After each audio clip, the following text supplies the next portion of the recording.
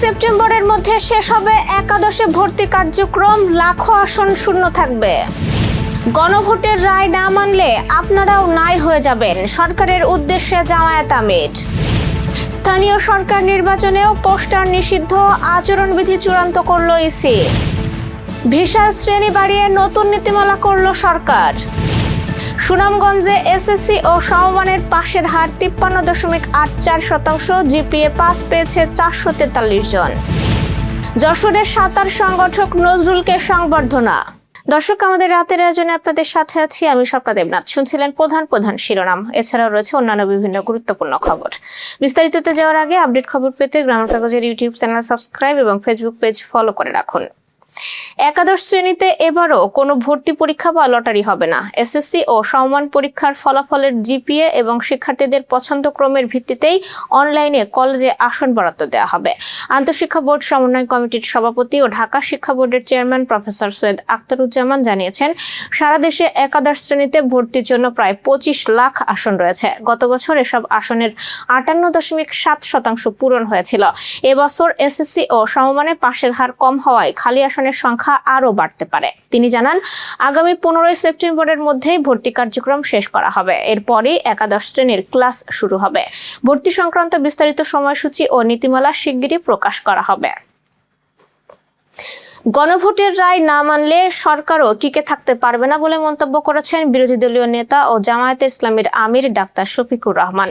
আজ দুপুরে গাইবান্ধার শাহঘাটা উপজেলার বেনারপাড়া কাজী আজহার আলী উচ্চ বিদ্যালয় মাঠে জেলা জামায়াত আয়োজিত সমাবেশে তিনি এই মন্তব্য করেন। ডাক্তার শফিকুর রহমান বলেন, দুর্নীতিবাজদের হাত বন্ধ করে সবার জন্য ন্যায় ও ইনসাফ ভিত্তিক মানবিক বাংলাদেশ করার লক্ষ্যেই গণভোট হয়েছে। জনগণ গণভোটে হ্যাঁ ভোট দিয়েছে, তাই এর রায় মেনে নেওয়ার আহ্বান জানিয়েছেন তিনি বলেন, গণভোটের রায় না মানলে আপনারাও নাই হয়ে যাবেন। সমাবেশে সন্ত্রাসীদের হামলায় নিহত ছাত্র শিবিরের কর্মী শহীদ সাইফুল্লাহ বারী ও সালাউদ্দিনের হত্যাকারীদের দ্রুত বিচারের দাবিও জানান তিনি।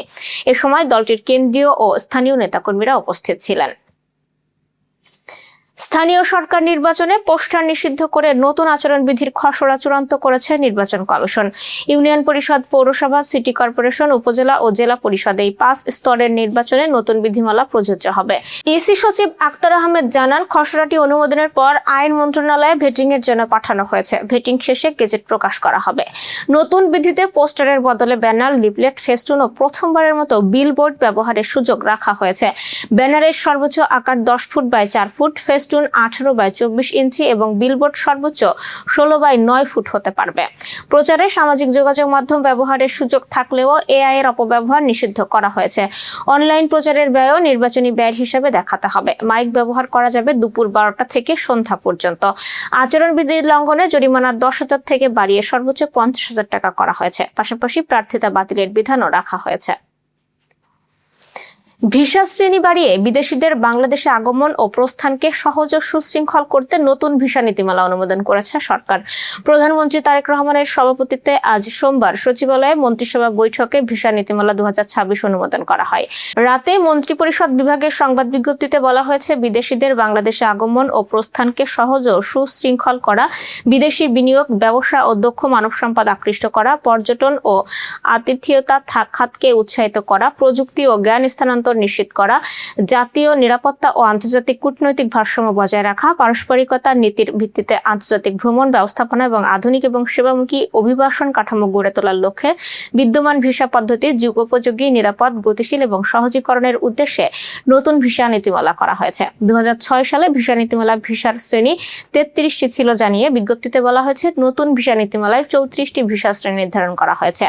ভিসা নীতির ভিত্তিতে আগের সব ভিসা সংক্রান্ত সার্কুলার বাতিল করে একটি সমন্বিত ও আধুনিক ভিসা ফ্রেম নেটওয়ার্ক তৈরি করা হবে। স্বরাষ্ট্র মন্ত্রণালয়, বহির্গমন ও পাসপোর্ট অধিদপ্তর এবং বিদেশে বাংলাদেশ মিশনগুলো সমন্বিতভাবে এটি বাস্তবায়ন করবে। এবার যশোর সহ আঞ্চলিক সংবাদ। ঝিনাইদহের শৈলকুপায় নিখোঁজের একদিন পর রঙ্গ খাতুন নামে এক প্রতিবন্ধী নারীর মরদেহ খাল থেকে উদ্ধার করা হয়েছে। আজ উপজেলার সাতগাছি গ্রাম থেকে তার মরদেহ উদ্ধার করে পুলিশ। নিহত রঙ্গ খাতুন ওই গ্রামের ইসমাইল মণ্ডলের মেয়ে। তিনি বুদ্ধি ও দৃষ্টি প্রতিবন্ধী ছিলেন। রোববার সকালে রঙ্গ খাতুন বাড়ি থেকে বের হওয়ার পর নিখোঁজ হন। পরিবারের সদস্যরা বিভিন্ন স্থানে খোঁজ করেও তার সন্ধান পাননি। আজ সকালে বাড়ির পাশের একটি খালের সেতুর নিচে রঙ্গ খাতুনের মরদেহ ভাসতে দেখে স্থানীয়রা। পরে তারা পুলিশকে খবর দিলে পুলিশ ঘটনাস্থলে গিয়ে মরদেহটি উদ্ধার করে। পুলিশ জানায়, পরিবারের পক্ষ থেকে কোনো অভিযোগ না থাকায় আইনগত প্রক্রিয়া শেষে মরদেহ স্বজনদের কাছে হস্তান্তর করা হয়। খুলনা মহানগরীর সোনাডাঙ্গা থানার করিমনগর এলাকায় ছেলেকে লক্ষ্য করে দুর্বৃত্তদের ছোড়া গুলিতে শিমুল বেগম নামে এক গৃহবধূ গুলিবিদ্ধ হয়েছেন। সোমবার সকাল 10টার দিকে 3 দুর্বৃত্ত কলেজ ছাত্র হৃদয় খানকে খুঁজতে তাদের বাড়িতে যায়। হৃদয় বাড়িতে না থাকায় দুর্বৃত্তরা তার বাবাকে লক্ষ্য করে গুলি ছোড়ে। গুলিটি লক্ষ্যভ্রষ্ট হয়ে পাশে থাকা শিমুল বেগমের পেটে লাগে। গুরুতর অবস্থায় তাকে খুলনা মেডিকেল কলেজ হাসপাতালে ভর্তি করা হয়েছে। সোনাডাঙ্গা থানার ওসি রফিকুল ইসলাম জানিয়েছেন, পূর্ব শত্রুতার জেরে হৃদয় খানকে লক্ষ্য করেই হামলা চালানো হয়। বাগেরহাটের মোরেলগঞ্জে দুর্নীতিমুক্ত ও কল্যাণমুখী মডেল পৌরসভা গড়ার অঙ্গীকারে গণসংযোগ ও লিফলেট বিতরণ করেছেন পৌর বিএনপি সাধারণ সম্পাদক ও সম্ভাব্য মেয়র প্রার্থী আসাদুজ্জামান মিলন। আজ বিকেলে দলীয় নেতাকর্মীদের নিয়ে শহরের বিভিন্ন এলাকায় গণসংযোগ করেন তিনি। পরে পথসভায় মিলন বলেন, দলীয় মনোনয়ন পেলে মোরেলগঞ্জ পৌরসভাকে দুর্নীতিমুক্ত, স্বচ্ছ ও জবাবদিহিমূলক পৌরসভায় রূপান্তরের কাজ করবেন। এ সময় বিএনপির স্থানীয় নেতাকর্মীরা উপস্থিত ছিলেন। সুনামগঞ্জে 2026 সালের এসএসসি ও সমমান পরীক্ষায় পাশের হার 53.84%। জেলায় মোট 23,429 জন পরীক্ষার্থীর মধ্যে উত্তীর্ণ হয়েছে 12,614 জন। এর মধ্যে জিপিএ পাস পেয়েছে 443 জন। এসএসসিতে 18,292 জন পরীক্ষার্থীর মধ্যে পাশ করেছে 10,000 জন। পাশের হার 54.67% এবং জিপিএ পাস পেয়েছে 410 জন। দাখিলে পাশের হার 50.59%, জিপিএ পাস পেয়েছে 25 জন। আর এসএসসি ভোকেশনালে পাশের হার 51.90% এবং জিপিএ পাস পেয়েছে 8 জন। জেলা শিক্ষা অফিসের তথ্য অনুযায়ী উপজেলাগুলোর মধ্যে সুনামগঞ্জ সদরে এসএসসিতে সর্বোচ্চ 163 জন জিপিএ পাস পেয়েছে। Renaissance hospital and diagnostic centre. রেনেসাতেই মিলছে কম খরচে উন্নত সেবা। তাই নিশ্চিন্তে আমাদের সেবা নিন, সুস্থ থাকুন। Renaissance hospital and diagnostic centre, সদর হাসপাতাল মোড়, দরাটানা, যশোর। দর্শক, শেষ করব খেলার সংবাদ দিয়ে। বাংলাদেশ সাঁতার ফেডারেশনের অ্যাডহক কমিটির সদস্য নির্বাচিত হওয়ায় যশোর জেলা ক্রীড়া সংস্থার সাবেক কার্যনির্বাহী সদস্য, সাঁতার পরিষদের সাবেক সম্পাদক, সাবেক সাঁতারু ও প্রশিক্ষক অ্যাডভোকেট নজরুল ইসলামকে শুভেচ্ছা ও সংবর্ধনা দেওয়া হয়েছে। আজ বিকেলে যশোর জেলা ক্রীড়া সংস্থার আমিনা খাতুন প্যাভিলিয়নের 2য় তলায় এই অনুষ্ঠানের আয়োজন করা হয়। অনুষ্ঠানে প্রধান অতিথি ছিলেন যশোর ইনস্টিটিউট পাবলিক লাইব্রেরির সম্পাদক অধ্যাপক শেখ জুলফিকার আলী। বিশেষ অতিথি ছিলেন গ্রামীণ কাগজের সম্পাদক এবং প্রেস ক্লাব যশোরের সদস্য সচিব মবিনুল ইসলাম মবিন ও ইয়াকুব আলী স্মৃতি সংঘের সাধারণ সম্পাদক অ্যাডভোকেট রুহুল কুদ্দুস কোচি, মিতালি সংঘ ক্লাব, ইয়াকুব আলী স্মৃতি সংঘ, 3 ব্রাদার্স সুইমিং ক্লাব, যশোর সাঁতার ও ওয়াটার পোলো কল্যাণ ট্রাস্ট, স্ট্রিম সুইমিং ক্লাব ও যশোর তাইকোয়ান্দো একাডেমির আয়োজনে এই সংবর্ধনা দেওয়া হয়। এসএস ক্রিকেট একাডেমির পক্ষ থেকেও তাকে শুভেচ্ছা জানানো হয়। সাবেক নৌবাহিনীর কর্মকর্তা KS হকের সভাপতিত্বে অনুষ্ঠানে বিভিন্ন ক্রীড়া সংগঠনের নেতৃবৃন্দ ও প্রতিনিধিরা উপস্থিত ছিলেন। এ সময় মিতালি সংঘ ক্লাবের ইউনুস আলী, অ্যাডভোকেট মিজানুর রহমান মিন্টু, অ্যাডভোকেট রবিউল ইসলাম ও মাহবুবুর রহমান মিলন বক্তব্য রাখেন।